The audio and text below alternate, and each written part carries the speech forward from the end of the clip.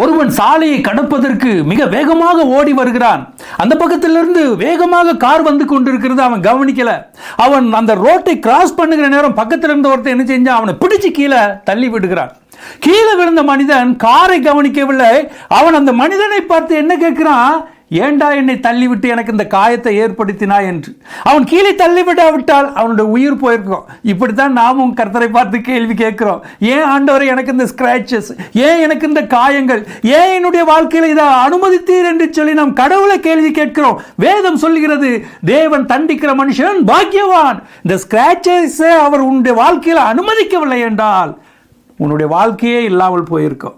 இந்த சின்ன காயத்தோடு கர்த்தர் நம்மை காப்பாற்றி நம்முடைய வாழ்க்கையை ஆசீர்வதித்து வருகிறார், நம்மை காப்பாற்றி வருகிறார். அந்த சின்ன சின்ன காயங்களுக்காக கர்த்தரை நாம் துதிக்க கற்றுக்கொள்ள வேண்டும். ஆண்டவரே, இந்த காயத்திற்காக நன்றி, இது நிமித்தமாக நான் ஆசீர்வதிக்கப்பட்டிருக்கிறேன், நான் காப்பாற்றப்பட்டிருக்கிறேன் என்று சொல்லி நம் ஆண்டவருக்கு நன்றி சொல்ல நம்ம கற்றுக்கொள்ள வேண்டும். God plus.